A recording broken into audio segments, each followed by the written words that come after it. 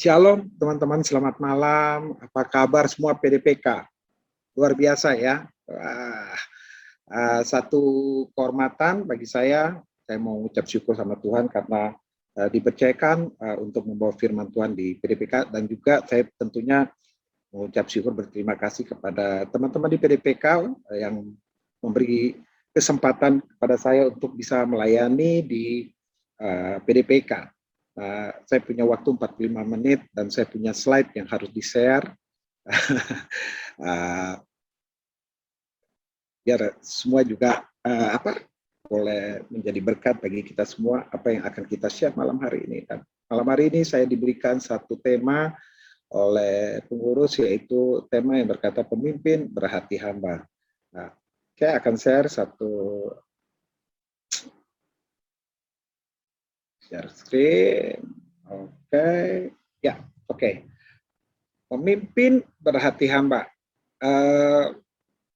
Firman Tuhannya diambil dari Lukas 22 ayat 26. Tapi kamu tidaklah demikian, melainkan yang terbesar di antara kamu hendaklah menjadi sebagai paling muda dan pemimpin sebagai pelayan. Wow, ya. Waktu dapat tema seperti ini, saya juga sangat diberkati mempersiapkan tema ini karena Tuhan sendiri bicara kepada saya melalui kebenaran firman ini. Kalau kita mau jadi pemimpin, kita harus menjadi pemimpin yang mau melayani, memimpin berhati hamba.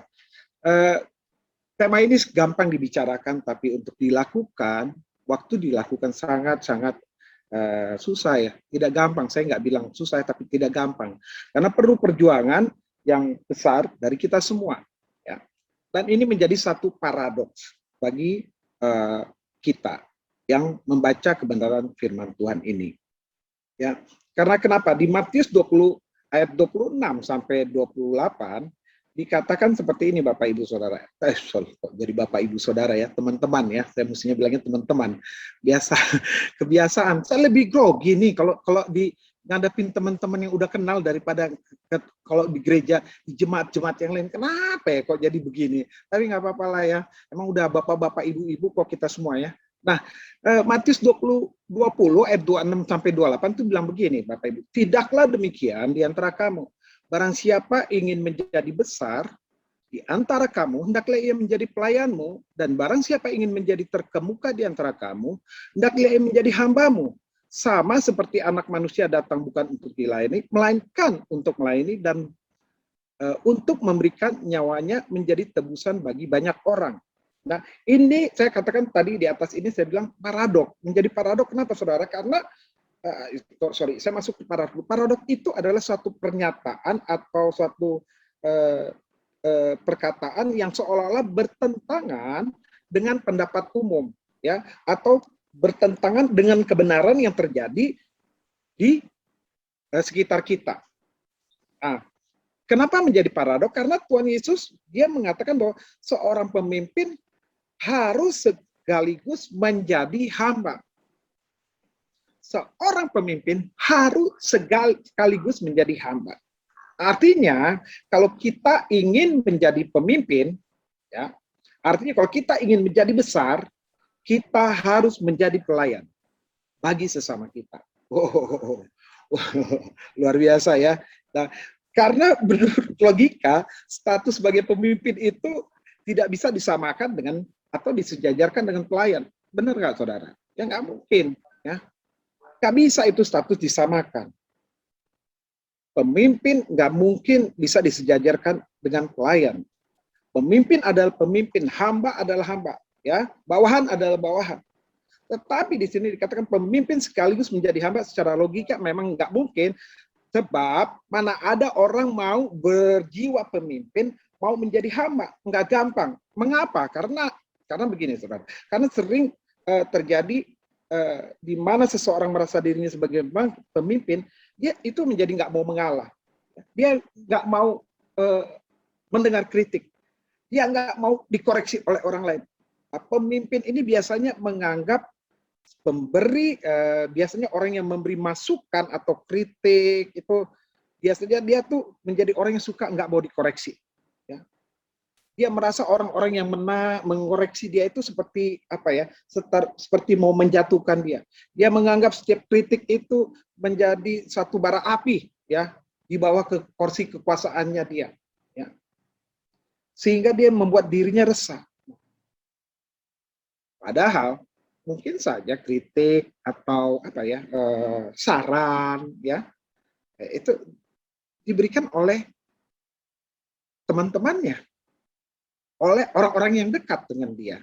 Ya, secara khusus misalnya kalau kita bicara dalam satu, misalnya kayak hari ini saya bicara di PDPK, barangkali dari teman-teman yang biasa beribadah bersama-sama seperti itu. Kenapa dia seperti itu? Karena dia pemimpin yang penuh ambisi pribadi. Dia cuma hadir untuk menguasai orang lain, sehingga dia memanfaatkan apa sistem atau peraturan yang ada untuk apa? Untuk kepentingan sendiri, dan sudah pasti orang seperti ini tidak memiliki integritas untuk memperjuangkan kebenaran atau memperjuangkan hal-hal yang disebut kebenaran. Ini sering kita ketemu kok pemimpin-pemimpin seperti ini. Kita sering lihat, ya banyak pemimpin-pemimpin seperti ini. Ya, tapi saya yakin, percaya nggak, bukan di PDPK, ya. Tapi kalau hari ini datang firman Tuhan pemimpin berhati hamba, artinya Tuhan mau di PDPK kembali lahir pemimpin-pemimpin berhati hamba. Ya, beri tepuk tangan dong buat Tuhan Yesus, ya. Dia berikan firman Tuhan ini, ya. Nah, tipikal wih, ada keren, 500.000 orang bertepuk tangan, luar biasa, ya. Nah, tipikal pemimpin model ini, ya, model-model yang penuh ambisi pribadi ini telah kita lihat di mana-mana, di lingkungan birokrat, ya. Kita lihat ngomongannya nggak bisa dipegang, ya. Ada bupati-bupati atau pejabat-pejabat yang mempertahankan, dia punya jabatan sebagai pemimpin, ya. Baru-baru ini kita lihat Bupati Probolinggo, setelah dia jadi bupati, dia turunkan kepada istrinya jadi Bupati Probolinggo juga, akhirnya kena kasus juga, ya kan? Kalau nggak kena kasus, saya yakin itu dia turunin lagi ke anaknya jadi Bupati Probolinggo, ya kan? Belum jadi cucunya Bupati Probolinggo. Bahaya itu, ya. Dan tahu itu salah, makanya Tuhan bilang ketahuan, ya, dibukakan, disingkapkan, dia akhirnya ketahuan menjadi korupsi. Mereka adalah hamba-hamba ambisi, mereka adalah hamba-hamba uang, mereka adalah hamba-hamba upah, hamba-hamba kekuasaan. Nah, yang menjadi membuat kita harus prihatin adalah di dalam gereja, di dalam kalangan gereja itu juga sudah mengalami krisis kepemimpinan seperti ini. Orang-orang tidak melayani karena mereka harus melayani sebagai tanggung jawab. Mereka melayani karena beban pekerjaan, upah, atau motivasi lain, atau karena memang cuma rutinitas. Nah, ini yang berbahaya. Pemimpin, ya, kalau kita melayani karena upah, karena beban, karena nggak enak dilihat orang, ini jadi bahaya. Karena kita bisa menjadi pemimpin-pemimpin yang tidak sesuai dengan kehendak Tuhan, yaitu pemimpin yang melayani, ya, pemimpin yang berhati hamba. Oke, saya langsung masuk saja ke poin-poin yang akan kita bicarakan. Ada 4 poin yang akan kita bicarakan. Bagaimana sih ciri-ciri pemimpin? Ya, ini tadi mengapa? Karena kan banyak pemimpin yang tidak mau mengalah, tidak mau dikritik, dikoreksi, punya ambisi pribadi, merasa paling berkuasa, tidak berintegritas dan lain-lain.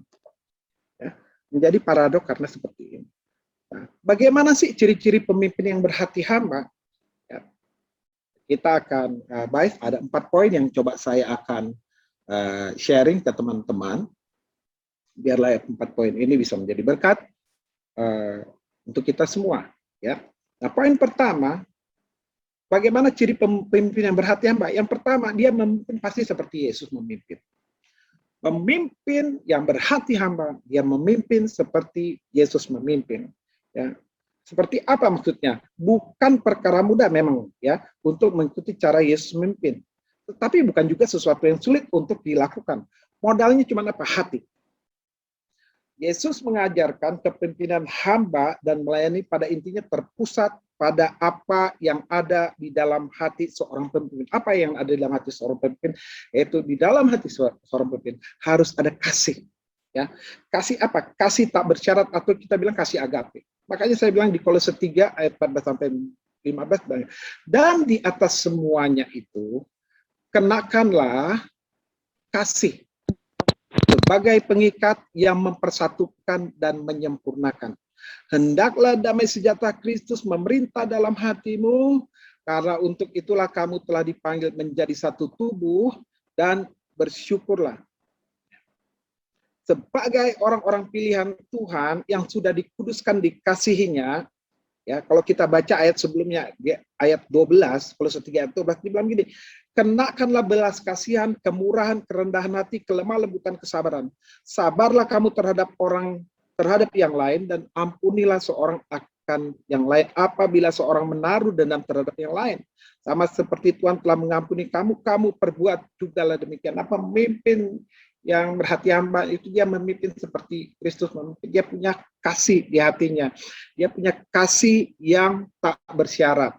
Bukan kasih storge, bukan kasih phileo, bukan kasih karena persaudaraan, bukan kasih karena teman, ya. Bukan. Apalagi kasih eros, bukan, ya. Ya. Tapi ada kasih agape. Apa itu? Kasih tanpa syarat, ya. Dan dia bisa mengampuni dan tulus, dia bisa menjadi orang yang rendah hati, dia tujuannya hanya untuk mempersatukan dan menyempurnakan. Karena apa? Ada damai sejahtera Kristus yang memerintah dalam hatinya. Ya, kemanapun dia pergi, dia selalu mau memberdamai. Ya. Amin. Dan ayat 16, kalau saya lanjutkan ke ayat 16, dibilang begini, hendaklah perkataan Kristus diam dengan segala kekayaan di antara kamu, sehingga kamu dengan segala hikmat mengajar, menegur seorang akan yang lain. Ini pemimpin yang seperti ini yang kita butuhkan. Pemimpin yang memimpin seperti Yesus, yang punya hati yang penuh kasih agape, kasih yang tidak bersyarat. Ya. Filipi 2 ayat 1 berkata, jadi karena di dalam Kristus ada nasihat, ada penghiburan kasih, ada persekutuan roh, dan ada kasih mesra dan belas kasihan. Ya. Ketika seorang Kristen memainkan perannya sebagai seorang pemimpin yang berhati hamba, dia mesti menjadi pemimpin yang berada di garis depan, memikirkan, menyelesaikan, memutuskan berbagai permasalahannya dengan melibatkan Tuhan, ya, dengan melibatkan berdasarkan kasih, ya. Tidak cukup sampai situ saja, tetapi pada saat yang bersamaan dia harus punya jiwa yang sangat humble atau rendah hati, mampu mengendalikan diri, mampu menguasai diri dalam setiap situasi, mau mendengar kritikan, mau mendapat masukan, dia mau terima, sehingga dia tidak terperosok ke dalam perangkap. Dan untuk itu dibutuhkan hati yang dikuasai oleh kasih tanpa syarat itu. Dibutuhkan ciri-ciri pemimpin yang berarti apa? Dibutuhkan orang yang memimpin seperti Yesus memimpin. Dan katakan begitu. Ya. Banyak jebakan-jebakan, saudara, di dalam kita pasti dalam memimpin suatu, kalau kita diberikan kepercayaan untuk memimpin. Ada hal-hal yang membuat kita bisa terperosok. Ya. Nah, saya ingat satu cerita di firman Tuhan, bagaimana begini, Tuhan Yesus berhadapan dengan ahli Taurat pada waktu satu saat ada seorang perempuan kedapatan berzina. Ya. Nah, menurut hukum Musa, perempuan itu harus dirajam. Ya. Sehingga akhirnya si ahli Taurat dan orang Farisi ini datang membawa wanita yang kedapatan berzina ini untuk apa? Untuk menjebak Tuhan Yesus. Ya. Tapi kita lihat, ya, bagaimana akhirnya Tuhan Yesus bisa menjadi seorang pemimpin yang berhati hamba. Dia enggak sewenang-wenang, tapi dia dan tenang berkata seperti ini, ya. Jika ada di antara kamu yang tidak berbuat dosa, dia orang yang pertama yang melemparkan wanita itu.